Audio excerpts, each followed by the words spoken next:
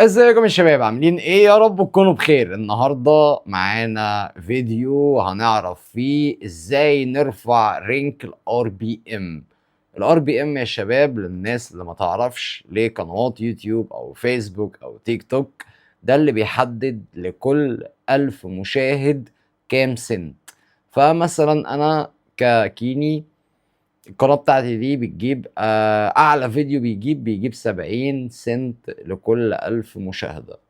طيب دلوقتي أنا عايز أرفع ال70 سنت دول أخليهم 12 و18 دولار لكل 1000 مشاهدة. أعمل إيه؟ يلا سريعا نشوف الكلام ده يحصل إزاي. لو أنت عندك أي موقع، مش لازم يا شباب نعتمد كليا على الموقع ده، ماشي؟ بس أنا هوريك الطريقة هتكون عاملة ازاي. هنخش مثلا كده على يوتيوب، ماشي؟ عايزين نجيب كاميرا كده شوية عشان تكون جايبانا واحنا شغالين. مشتركين يوتيوب، ساعات يوتيوب لأ، بلد الجودة. طيب هي هتكون يا شباب البلد ايه؟ اللعب في البلد ان انا هخلي، سيبك من طريق ال AI، مدة المشاهدة، لايكات مجانية لأ، دول مستهدفة عرب لأ، استهدف متنوع اللغات، استهدف حسب اللغة لأ، فيديوهات الشيطان لأ، حقيقية مميزة لأ، استخدام مصدر لأ، هو المفروض مشاهدات.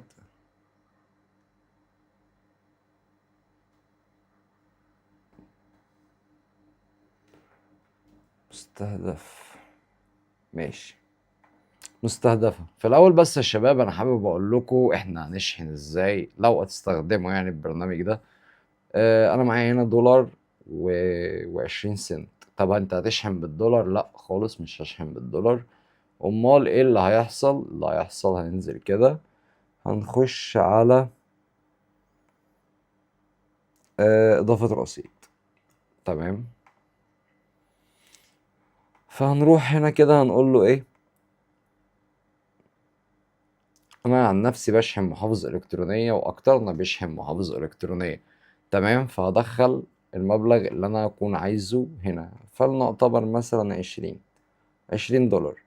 هيقول لك 1016 جنيه. طيب هندوس كلمة دفع، تمام؟ محافظ إلكترونية يعني إيه؟ هتفهم دلوقتي حالا. يعني مثلا في هنا فودافون كاش او اورنج او اتصالات، وات ايفر انت معاك خط ايه، هتدوس عليها كده وهتدوس كده. هيقول لك يا باشا دخل الرقم بتاع التليفون هنا. اول لما تدخل رقم حضرتك، مهما كان هو 012 010 015 هو ايه، هتاخد رسالة هيروح لك رسالة على الكاش، هيقول لك ادفع بس. هتدوس دفع. لو انت معاك الفلوس على الكاش هتدوس دفع المبلغ. في ثانية واحدة انت عملت عملية خلاص. هتلاقي مرة واحدة هنا قام نزل لك الفلوس بالطريقة اللي حضرتك هتشوفها دلوقتي دي. هتلاقي الفلوس نزلت لك هنا على طول. احنا كده اتفقنا، تمام؟ ده اول حاجة، تمام. تشحن من اول دولار، يعني من اول 50 جنيه تقريبا. استهدافها مصري، ده انا عايز اهرب منها. المغرب لا، الاردن لا، قطر لا، عمان. انا عايز اهرب من البلاد العربية يا جماعة. ممكن روسيا واوكرانيا. انا بس عشان ما اخليش وقت الفيديو كبير، هو مش روسيا ولا اوكرانيا، هي امريكا والكلام ده. في بالمثل هنجيب روسيا. انت بقى تخش تدور على امريكا، تحط رابط الفيديو بتاع حضرتك هنا. طيب، شرطا عشان تعرف تعلي البي ام، الار بي ام، بي ام ايه، الار بي ام بتاع حضرتك، شرطا تكون بتجيب فيوز على الفيديو.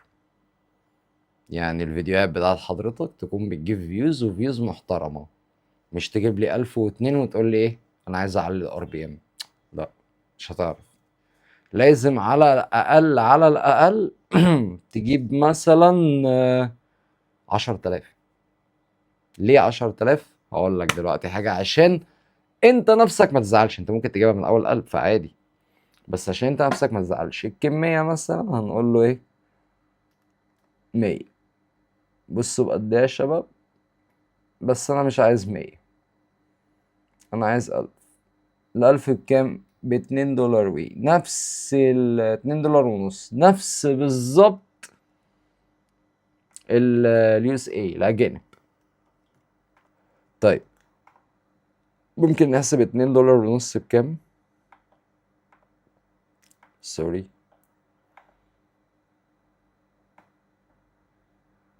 محافظ الكترونية بقى.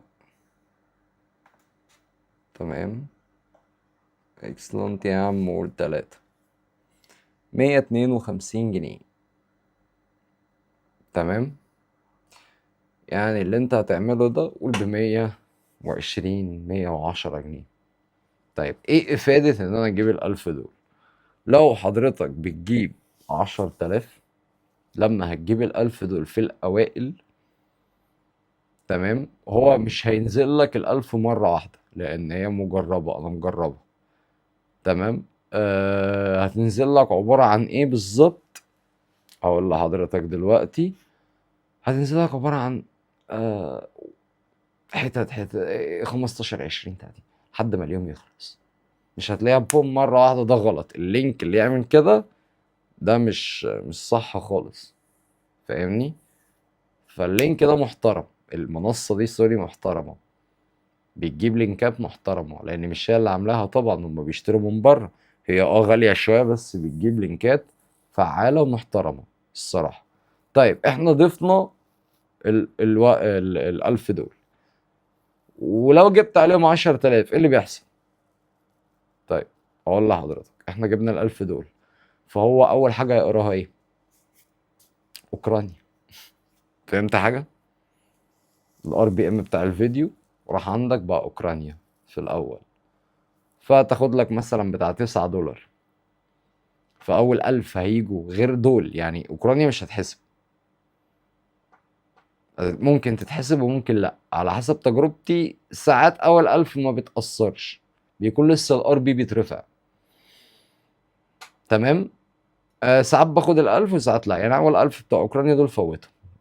أول 1000 هتاخد 9، تاني 1000 هتاخد 8 دولار، رابع 1000 هتاخد 7، وهكذا وهكذا وهكذا، لحد إيه ما يعدوا ال9000. هتاخد 9 8 7 6، بتنزل. ليه بتنزل؟ بترجع تاني لطبيعتها، لأن الزوار حضرتك عرب. فهمت حاجة يا باشا؟ طيب بتاخد بقى على حسب. أعمل كده تاني؟ يعني كده تاني، بس تهدى شوية، ما تعملش 1000 في 1000، ومستناش الفيديو يموت. يعني فاهم؟ لو لقيت كترة داخلة الفيديو بتاعك ضيف 1000 تاني، هيرفعوا لك، بس مش زي المرة الأولانية. أول مرة بتبقى أجمد مرة، اعرف ده. يعني انت لو هتضيف على أول الفيديو بس، نص الفيديو بتاع، لو حابب تجرب جرب، مش حاجة 150 هتاخدهم كده كده. ايه 3 دولار هتاخدهم، هيجولك من 1000 من الRP بتاعك. هو اما هيجي يرفع لك مش هيرفع لك 9 تاني، ممكن يرفع لك 3 2، بس ممكن هنا تتكشف بقى. خليها في الأول أحلى وأقوى ليك، ومش هتوقف لك الفيديو. في لينكات بتيجي من بره بتوقف لك الفيديو. أنا مش برشح أي مواقع الصراحة، يعني أنا عن نفسي مش عايز أرشح لك موقع عشان ما تقولش أنت أذيتني، بس أنا بجيب لك الطرق اللي محدش بيقولها لك أصلا على اليوتيوب، فاهمني؟ دي طريقة ايه. طيب اعرف منين الRP بيعلى؟ هتخش في اول الفيديو يا باشا، وال1000 دول شغالين في اوله على طول. نزلت الفيديو بام هنا، يعني وانت بتنزل الفيديو تكون هنا، تاخد اللينك وتخش على طول، تحط اللينك حضرتك هنا فوق هنا. تمام، والكمية اللي انت عايزها هنا، هيطلع لك المبلغ هنا. انت ما وفرتش غير 5 سنت، يعني على الخدمة دي في توفير. يعني لو دخلت 10,000 هتبقى وفرت كام؟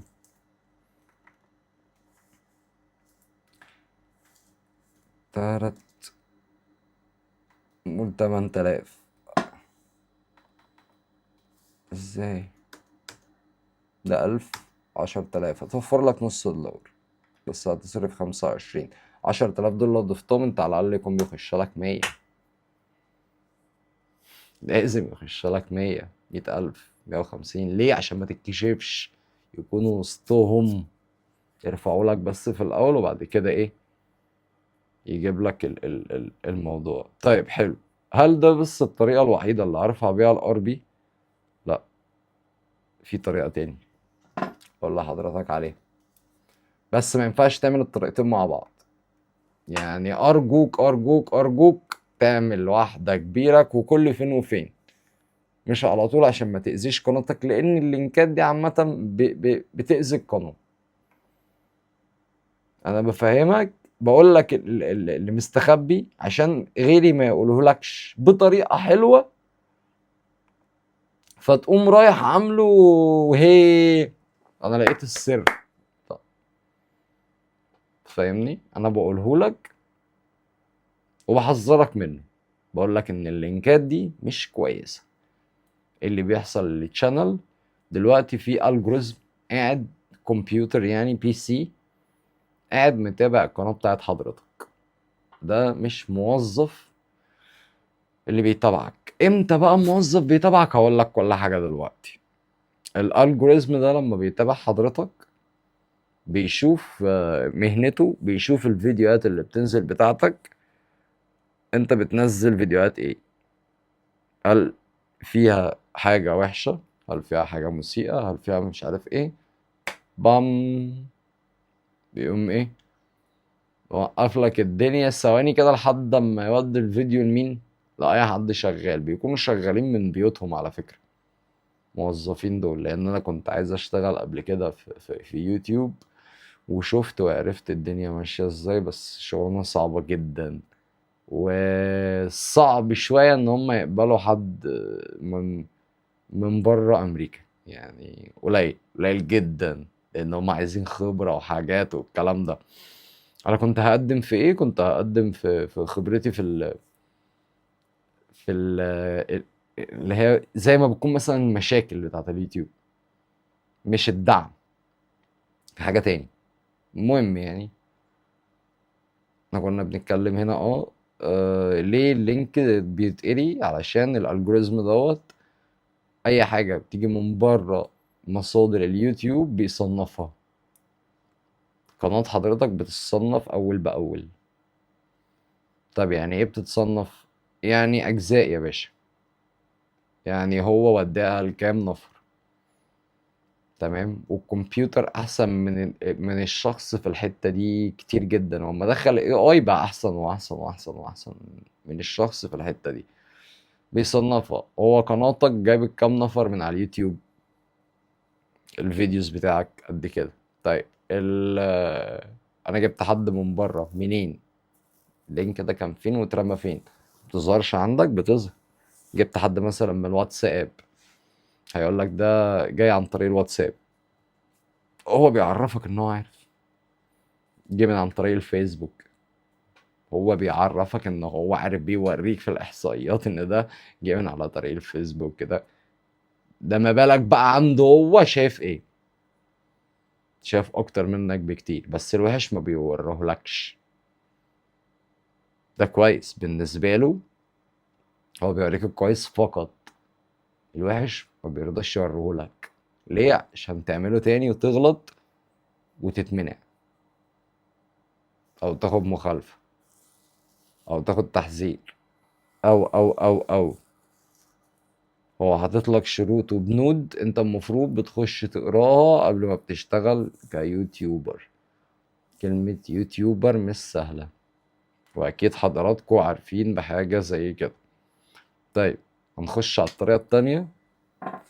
فخلي بالك، لو ال الالجوريزم قرا ان انت الدنيا عندك بايظة، وان الحاجات دي بتيجي من بره، هيديك اي حاجة بسرعة لحد، يعني هيوقفك، هيفريز الدنيا ماشي، يعمل لك حاجه اسمها سبام. السبام ده السبام ده بيكون عباره عن ان هو بيوقف لك التشانل بتاعتك، بيوقف لك القناه فيوز، ما بيوديهاش لحد، ما بتبقاش في انتشار، واللي يعمل عليها سيرش ما يلاقيهاش والكلام ده. بيديك سبام، وما بيظهرش السبام ده في المخالفات. خلي بالك من المقولة دي، لان انا اشتريت قنوات واخده سبام قبل كده، فانا مجرب الليله. فبيديك سبام سريع لحد ما بيحولك لمين؟ لحد من الناس اللي هم شغالين في اليوتيوب، بني ادم بقى يشوف، بيديله النيش بتاعك اللي هو عاملهولك، الانفورميشن يعني، بيقول له اتفضل القناة دي. بس هو ال AI دي شغلته ان هو بيرميه بقى على الشخص. هو ما عندوش، مش واخد ايه شغل بده، لا هنا كده انت محتاج شخص يراجع وراك. فبيشوف ان انت جاي من هنا، بيقوم طردك يا باشا على طول بره، بيقفل لك القناة نهائي. زي الناس اللي بيجيبوا ارباح. يعني انا ممكن اخليك دلوقتي تعمل لايف، تمام، وعلى اللايف ده تجيب 100,000 200,000 جنيه، 100,000 دولار. بس اقول لك على حاجة، هتقول لي طب ماشي تمام شغال، ممكن ما تاخدهمش اصلا، قناتك تتقفل.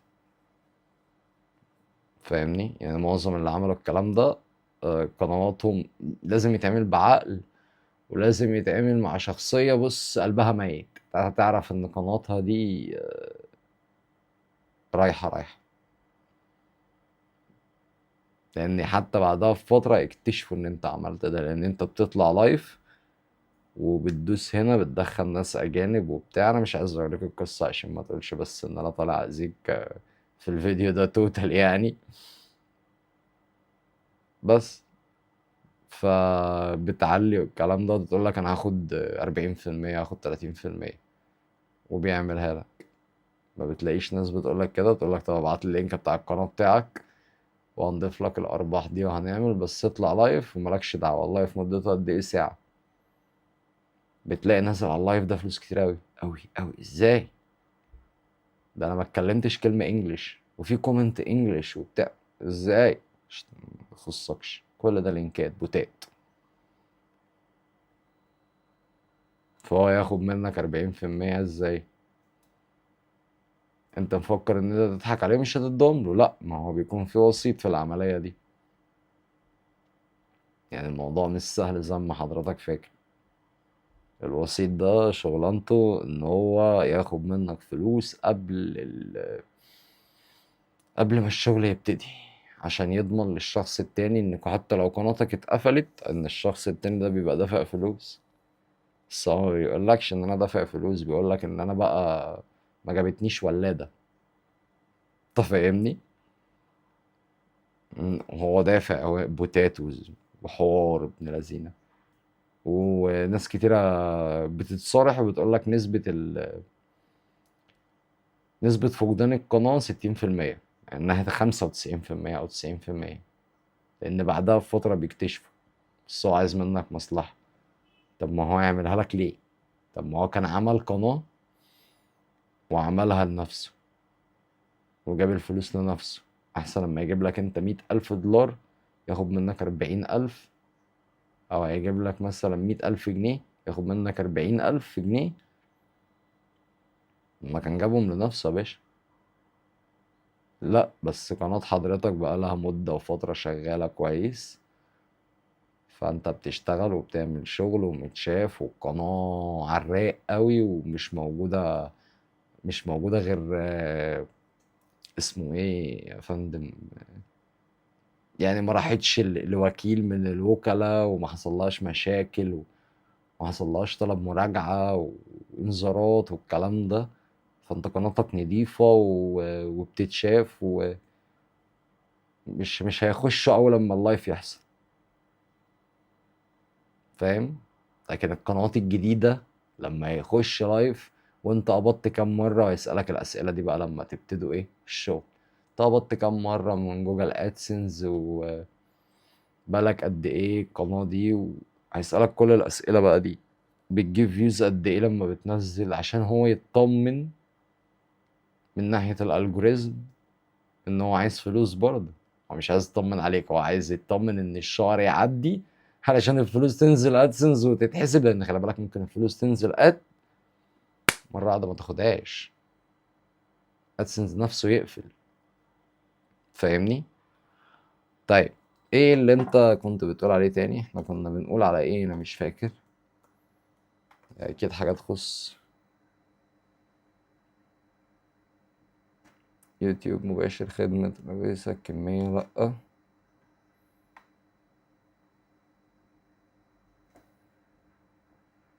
او ده اللي انا بكلمك فيه، حاجة زي كده.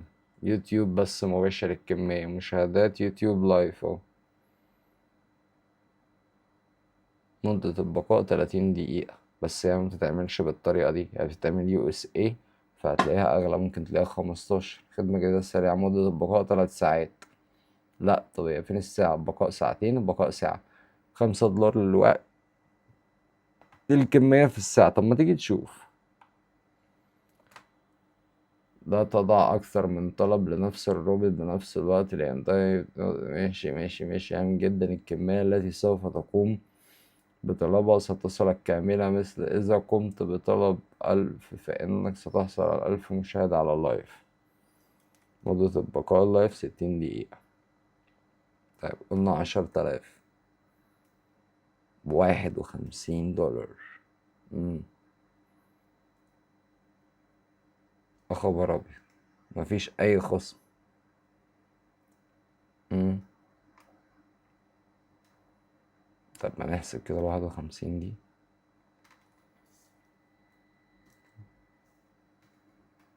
2591 جنيه. أوبس. أوبس. لأ، ثواني بس عشان الكاميرا ممكن تقفل.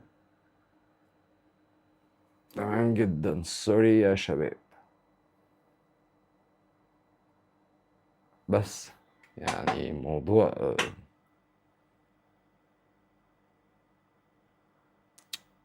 بس كده موضوع صعب جدا، ده من ناحية اللايف يعني. طيب الطلبات والخدمات اللي هنا هتلاقي كتير جدا. ايه يعني اللي انا عملته؟ انا شحنت وجربت حاجات كتير على الموقع ده لدرجة اني شحنت ب76 دولار. تمام. يعني انا الحاجات اللي جربتها ما كانتش ليا انا بس، كانت ليا والناس صحابي وكده. انا ما برجحش، ما بحبش استخدم الكلام ده نهائي. تمام. طيب حابب تعمل ايه؟ ما تعملش اي بوتات، ما تعملش اي لينكات من الكلام ده. انا عايز بس اجيب لك اللي هي الاجنبية دي عشان نشوف. اكيد هي مش باتنين، هي بتلاتة وحاجة. يوتيوب بس تعمل مع التحديثات الجديدة. مشاهدات يوتيوب بدون نقص، تعمل مع التحديثات الحالية. مشاهدات يوتيوب أدورد لأ. ذات موقع مصدر اليوتيوب. يوتيوب بث مباشر، لايكات، تعليق. يوتيوب مخصص للبث المباشر. يوتيوب بس، يوتيوب مشاهدة يوتيوب، مشاهدة يوتيوب بث مباشر. لايف الأرخص مبيعا. مشاهدة يوتيوب لايف. خدمات. ايه خدمات مجتمع يوتيوب دي؟ لايكات منشورة على مجتمع. اوكي. نشر وشير. ادورز لا، محدش يستخدم ادورز لانه مش حقيقي اصلا.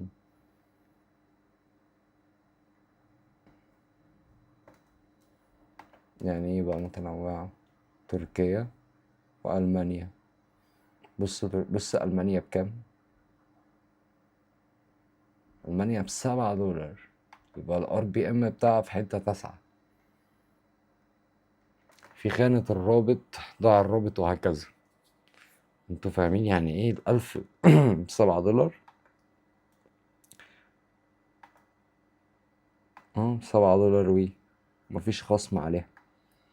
يبقى الار بي ام بتاعها مشاهدات ادورد.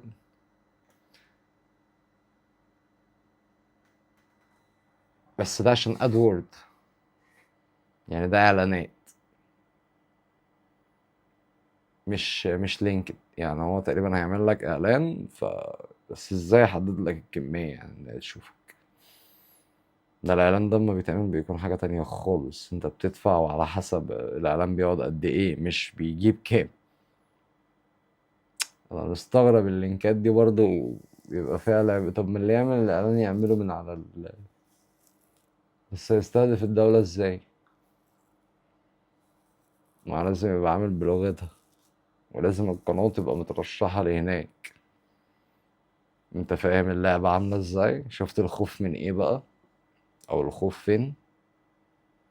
في حاجات كتيرة هنا مش مفهومة. يعني انت ممكن تفرح وتقول تمام، لكن هو غلط. يعني حضرتك دلوقتي عملت اعلان بتتكلم باللغة العربية، يعني انا دلوقتي عملت اعلان للفيديو اللي انا بعمله ده ونزلته، هيروح لمين؟ ما هيروح لمصر. ليه؟ او الدول العربية ليه؟ لان هو اصلا الزونة اللي انا رافع منها مصر. ده بداية الاي بي بتاعي قال ان هو في مصر يعني. تمام. اللغة، حاجات كتير، ان القناة نفسها معمولة منين، ازاي.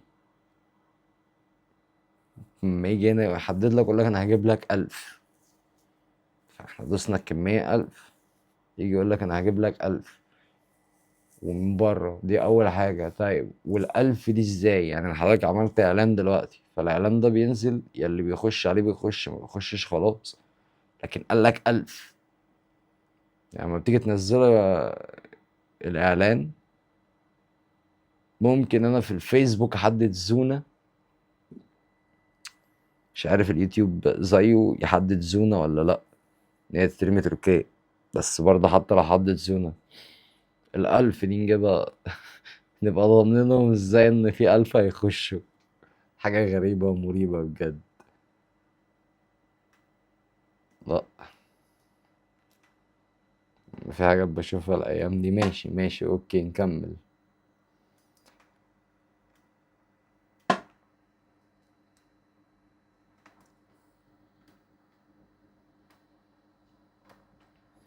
اللغة العربية استهداف حسب اللغة، تعامل مع الفيديوهات العادية والشورت. استهداف حسب المحتوى، تعامل يعني حسب المحتوى. ده صح، يعني ده صح.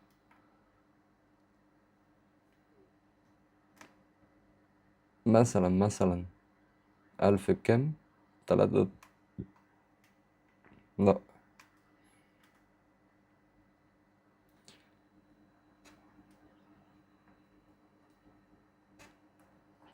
ايه ديسكفري هيدز؟ ايه الكلام الكبير ده؟ حقيقي مميزة. طب ما نشوف الأسعار، وريني كده. أنا بضحك بجد. 3000 وفي خصم كمان 6 سنت. $3 سوري، و135 سنت، وفي خصم 6 سنت. لقد وفرت.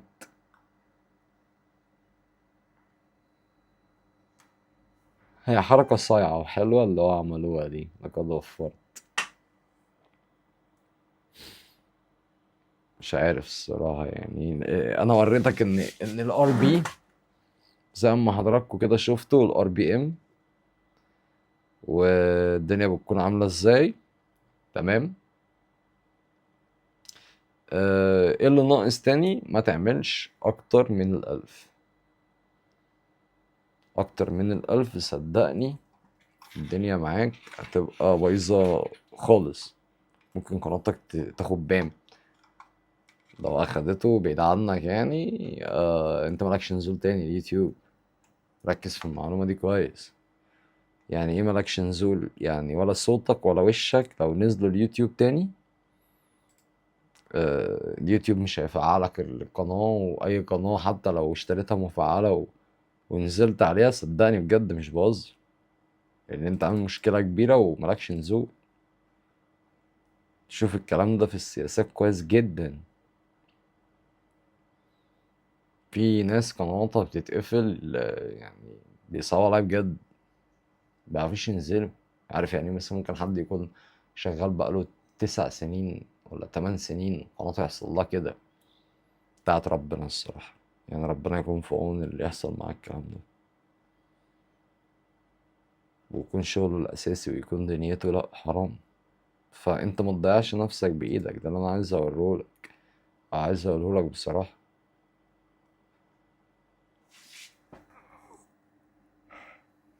واقع غريب عجيب، والله غريب عجيب، بس عجبني. هو أحسن حاجة اللي هو عملوها إن هم نزلوا كيك. طب مش هينزلوا المنصة التانية اللي هي بتنافس اليوتيوب دي؟ ده إيه؟ لا مش انستجرام خالص.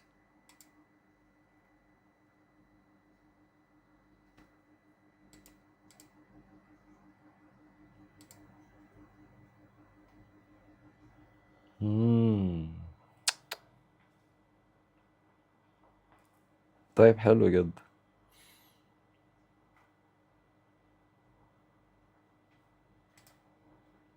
بس اديك شحنت وعملت الفكرة، انا عملت بس كام حاجة كده يعني اهو. بس هنا كان في موقع بجد كان كويس جدا كنت برضو بتعامل عليه. كنت باخد مثلا ده كده نسخ واروح ارميه، يجيب لي الموضوع تاني.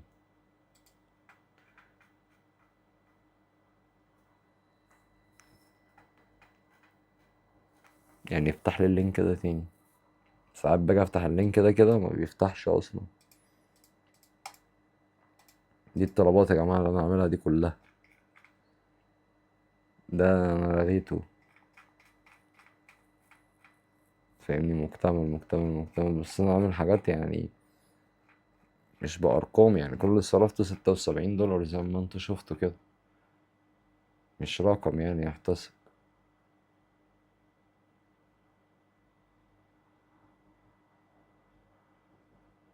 بس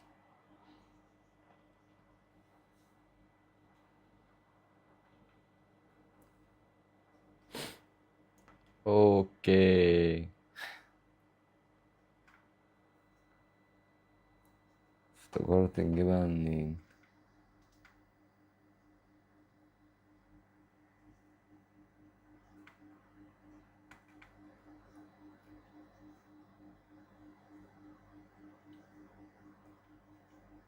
هي دي كانت ب3 دولار وحاجة.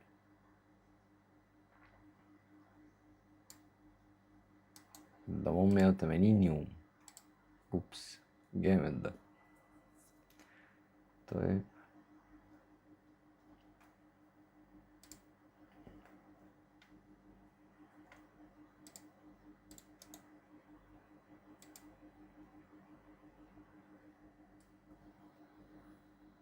هي يعني ايه؟ كنت بحطها هنا كده وتيجي. طيب نخش سوري طلبات تاني.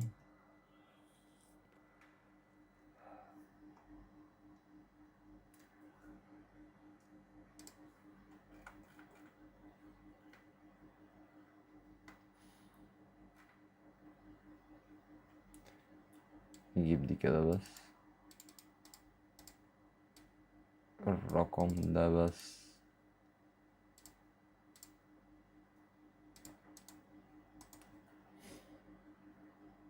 تمام، حطه كده. ماشي انتر. فين؟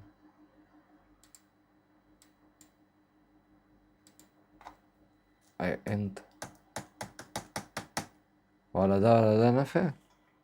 طيب ازاي يعني؟ وانا اجيبها ازاي؟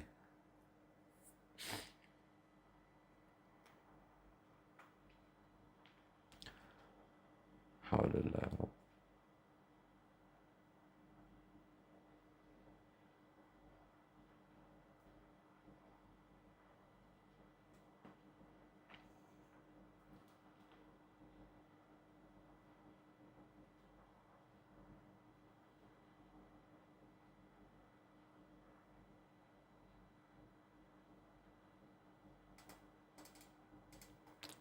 طب مش عارفين نوصل لها يعني يا شباب، بس انتوا دوروا هتلاقوها. وبكده نكون خلصنا الفيديو. اللي عايزين اي فيديوهات جديده بس اشتركوا في الكومنت، واقول لكم سلام.